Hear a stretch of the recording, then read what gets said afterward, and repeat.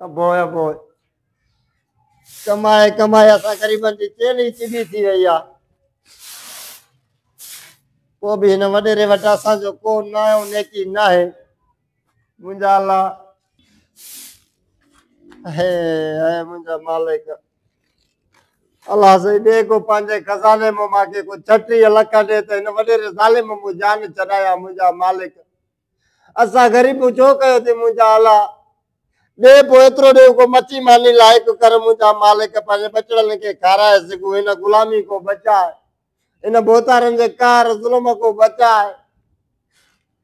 मुंजा मालिक तू बचाए दे पांजे खजाने में को 36 लख दे अल्लाह सही दे 36 लख यो लायका तो दे किनो किडो वतो ते धनवारी एने के पाती ते अल्लाह से अदो करे जे मां के दिसे न मां कुंड में बैठो हो जाऊं ते वे खावा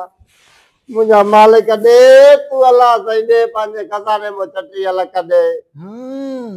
मां वञा तो पयो मुंजो नौकर मुके बदवायूं मुके मारण चाहे तो पाण वरी अमीर थियण जा ख्वाब दिसे तो हेड़े नौकर है बी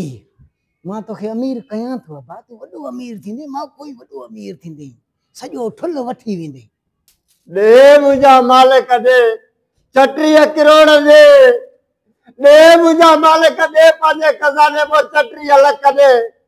माजी मदद करे न जालिम वडेरे को जान चढ़ा मुंजा अल्लाह इन अदे वडेरे को माजी जान चढ़ा 36 लख दे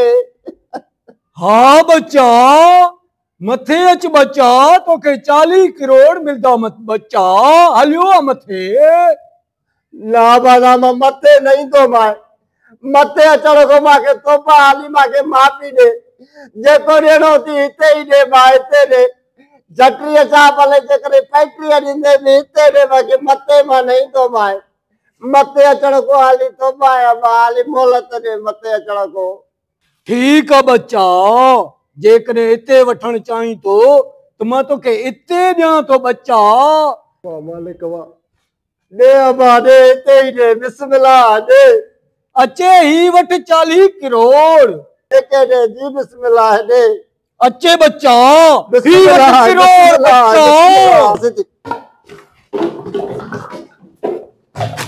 मालिक मां के तू कचरो काढे दे तो मुंजा हाय मुंजा मालिक तो को गुरु मुझा तू दिलो छा मुंजा मालिक ने कचरे को तो मां तो को 36 लख घुरा पियो अजो ने मेरे सिगो मतो उहे कचरो मोकले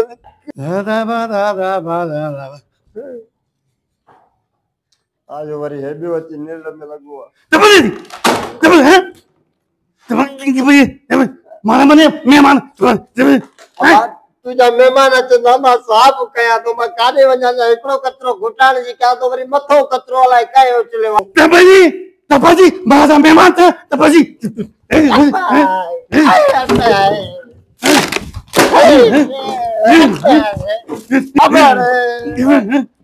अल्लाह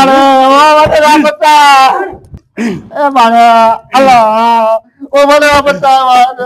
वडरा तक तेरे पवाई तू बता माके बता बचाए अरे पर फुटे ते वडेरे जी गिला करे तो तबाजी हां वट पर फुट मुझे गिला करे तो वरी अमीर थियण जा ख्वाब दिसे तो अबाजी ने हां वरी जे तो करोड़ तो बची दियो हां हिन के हाने हित छडणो भी नहीं मादा बच्चा तबाजी किथे अब अरे आते आलो माके करी खबर अलाए काए मतो उचलियो कचरो मां उचलियो माए कचरो मां तुजी बकवास बुद्धि करे मां उचलियो माए अरे खाए हिते लटे हिते चटे हिते वरी वडेरे जी गिला तू उचलियो वडेरा नाने नाने तबाजी बाबा अल्लाह के नाले मां के माफ कयो मां को गलती थी वई मां लालच में अची मां तो उनको घुरा पियो 36 लख मां चन वडेरो मो जान छुटे